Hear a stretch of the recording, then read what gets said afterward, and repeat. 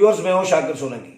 Viewers, मरकज और पंजाब हुकूमतों के हवाले से आज बात करेंगे कि मरकज में तब्दीली का क्या बन रहा है और पंजाब में तब्दीली का क्या बनने जा रहा है।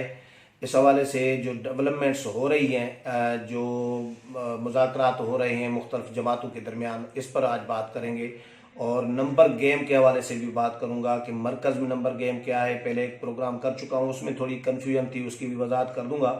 लेकिन पंजाब की नंबर गेम जो काम उस पर हुआ है या हो रहा है, इस पर बात करेंगे। लेकिन उससे पहले दोस्तों से गुजारिश होगी कि जिन दोस्तों ने मेरा चैनल सब्सक्राइब नहीं किया वो चैनल को सब्सक्राइब करें, और प्रोग्राम अच्छा लगे तो इसको लाइक भी करें, शेयर भी करें और कमेंट्स भी करें। तो पंजाब पहले मरहले में जो इम्कानात नज़र आ रहे हैं, जो मुख्तलिफ लोगों से मेरी बात हुई है, तो उसमें अक्सरियत लोगों की राय और मेरे ज़राए जो हैं वो भी ये बता रहे हैं कि पंजाब पर काम हो रहा है, जल्द पंजाब में तब्दीली नज़र आएगी और उस्मान बुज़दार का जो इक़्तिदार है वो ख़तरे में नज़र आ रहा है। पहले तो उस्मान बुज़दार को प्राइम मिनिस्टर जो हैं इमरान खान साहब हटाना नहीं चाह रहे। पार्टी के अंदर मुखालफत हो रही है। मुक़्तदर क़ुव्वतों ने भी नापसंदीदगी का इज़हार किया है कि पंजाब में डिलीवर नहीं हो पा रहा। पंजाब जो हुकूमत जो है वो बिल्कुल ब्यूरोक्रेसी वहाँ पर काम नहीं कर रही। तो तब्दीली यानी वज़ीर आला को तब्दील किया जाए। बहरहाल इमरान खान, इसमें तो कोई शक नहीं है कि वो इनको हटाना नहीं चाह रहे। लेकिन अब नून लीग और पीपल्स पार्टी और नून लीग और काफ लीग वो एक पेज पर आ गई हैं। उनके मामलात तकरीबन तय हो गए हैं और जल्द पहले मरहले में पंजाब में तब्दीली आ सकती है और चौधरी परवेज़ इलाही वज़ीर आला बन सकता है। मरकज़ में भी बातें हो रही हैं, मरकज़ में भी चल रहा है सिलसिला नून लीग के साथ, और हो सकता है शहबाज शरीफ कुछ अरसे के बाद इक़्तिदार उनके हवाले किया जाए, वज़ीर आज़म हो।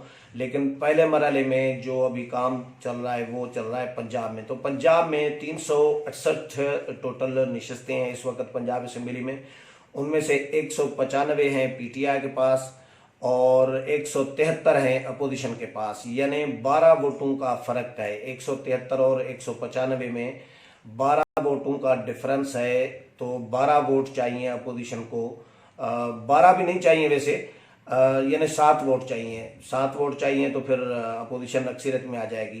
तो 7 वोटों के लिए काफ लीग के जो वोट हैं वो हैं 10, और इन 10 में से सिर्फ काफ लीग ही चली जाए, यानी 10 वोट ही चले जाए, तो अपोजिशन को तो चाहिए 7 वोट PTI से अक्सरियत हासिल करने में। तो अगर 10 वोट ये चले जाते हैं काफ लीग के नून लीग के साथ, तो नून लीग और काफ लीग आराम से आसानी से इक़्तिदार हुकूमत बना सकती हैं। और नून लीग क्यों जाएगी जब काफ लीग के पास बंदे टोटल 10 हैं और अक्सरियत बड़ी पार्टी अपोजिशन की जो है वो इस वक्त नून लीग है। तो नून लीग इतनी बड़ी कुर्बानी क्यों देगी? वो इसलिए देगी क्योंकि उसके लिए एक तो ज़ाहिर है फिर इक़्तिदार में भी आएगी। पंजाब में इक़्तिदार उनको मिलेगा, कुछ डिलीवर होगा, कुछ पार्टी को फ़ायदा होगा, कुछ अपने आप को फ़ायदा देगी।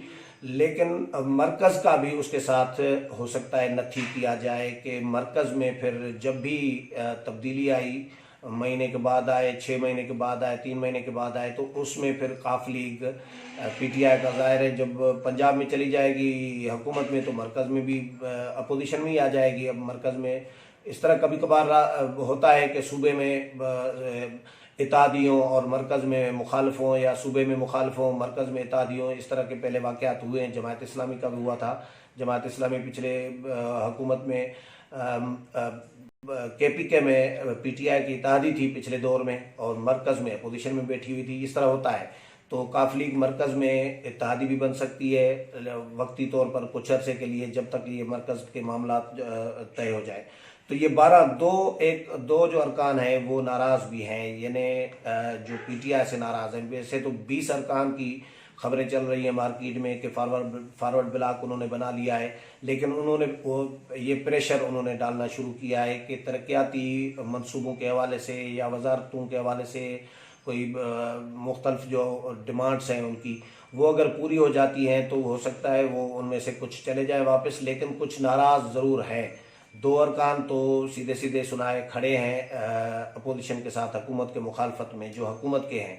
तो ये 2 और 10 काफली के ये चले जाएं तो आराम से पंजाब में तब्दीली हो सकती है। ये मेरी इतलात ये हैं कि एक मजहबी जमात के सरबराह ने नून लीग और काफली के दरमियान मामलात तय किए हैं और इसमें मियाँ नवाज शरीफ और मियाँ शहबाज शरीफ की ज़ाहिर राय मुख्तलिफ रही है बज़ाहिर कि मियाँ नवाज शरीफ नहीं चलना चाह रहे थे काफली के साथ, लेकिन जब से शहबाज शरीफ सदर बने हैं तो उन्होंने फिर ज़ाहिर है उनकी पॉलिसी अपनी अलग है।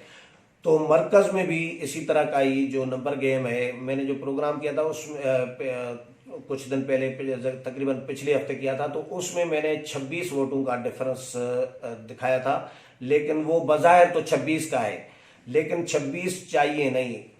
टोटल जो 342 का ऐवान है कौमी असेंबली का, उसमें हुकूमती इत्तेहादियों की तादाद है 184 और अपोजिशन की तादाद है इस वक्त 158।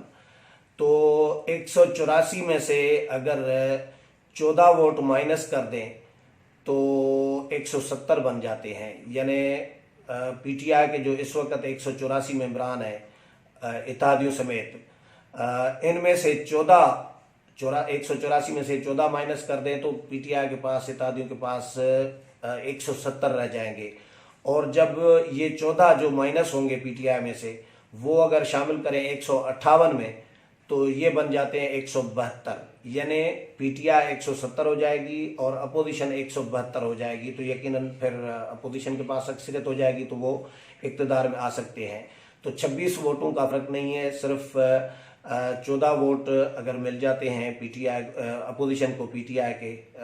अब 14 वोटों में से कौन कौन आ सकते हैं? एमक्यूएम भी हो सकती है और बीएपी भी हो सकती है, बीएनपी मैंगल भी हो सकता है, काफ लीग भी हो सकती है। इनका जो ब्रेकअप है वो भी मैं आपको बता रहा हूँ कि पीटीआई के जो इत्तेहादियों समेत 184 मेंबरान हैं, उनमें जो पीटीआई के अपने हैं पार्टी के, वो हैं 156 और एमक्यूएम के हैं 7, काफ लीग के हैं 5 और बीएपी के हैं 5, बीएनपी मैंगल के 3, जीडीए के बीएनपी मैंगल के 4, जीडीए के 3 और अवामी मुस्लिम लीग जो शेख रशीद की है वो 1 है, जेडब्ल्यू पी जो है वो भी 1 है, ये नवाब अकबर बुगटी की जो है।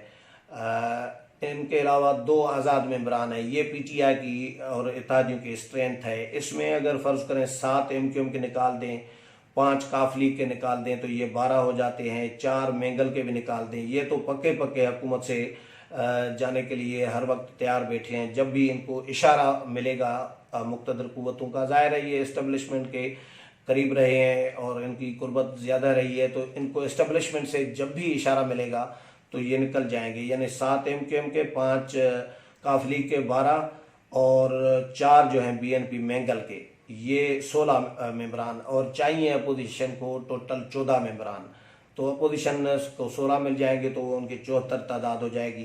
तो जो अपोजिशन का ब्रेकअप है उसमें नून लीग के हैं 84, पीपल्स पार्टी के हैं 55, एमएमए के हैं 16, जिनमें 15 जेयूआई के हैं, 1 जमात इस्लामी का है और एएनपी का 1 है। आज़ाद जो है वो 2 हैं, पीटीएम में जो है अली वज़ीर और मोहसिन दावड़। तो ये ब्रेकअप है। लेकिन मैंने पिछला जो प्रोग्राम एक किया था कुछ दिन पहले, उसमें ज़ाहिर है उस वक्त तक चीज़ें क्लियर अभी नहीं हो रही थी। अभी चीज़ें दिन ब दिन क्लियर होती जा रही हैं। जिस तरह मौलाना फजल रहमान ने प्रेस कॉन्फ्रेंस की, मेरा प्रोग्राम जो पिछला था उसमें मैंने इम्कानात दिखाए थे कि 10-15 दिन में शायद कोई फ़ैसला हो मरकज़ के बारे में, नए वज़ीर आज़म के बारे में। लेकिन जब मौलाना से मुलाकात हुई और मौलाना ने अभी जो 2 दिन पहले अपोजिशन के जमातों को बुलाया था, उसमें मुशावरत की और मीडिया टॉक की, तो उसमें मौलाना से हमने सवाल पूछा कि मौलाना जो आपको यकीन दहानियाँ कराई गई थी उनका क्या बनेगा। तो मौलाना ने जवाब दिया कि हम यकीन दहानियों से आगे अपना काम करना चाहते हैं, तहरीक चलाना चाहते हैं, जारी रखना चाहते हैं। तो उसमें से थोड़ा सा अंदाज़ा हो गया कि जो मौलाना को यकीन दहानियाँ कराई गई थी वो अभी कन्फ्यूजन की सूरत हाल है। ये भी मैं नहीं कह सकता बिल्कुल क्लियर कि वो ख़त्म हो गई और कोई उसका कोई अब अमल दरामद नहीं होगा। अमल दरामद हो भी सकता है, लेकिन मामला पेंडिंग में चले गए हैं मरकज़ के कम से कम कुछ अर्से के लिए। और हुकूमत अगर गई भी तो डिलीवरी के मामले पर ज़रूर जा सकती है, क्योंकि डिलीवर नहीं कर पा रही। महंगाई जो है वो महंगाई का तूफ़ान जो है वो आपके सामने हरबंदार हो रहा है।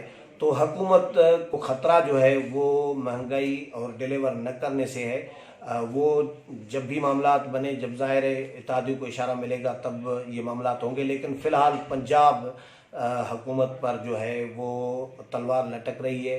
किसी भी वक्त पंजाब में तब्दीली की हवा चल पड़ सकती है। अगले प्रोग्राम में फिर मुलाकात होगी, तब तक इजाज़त चाहता हूँ। अल्लाह हाफ़िज़।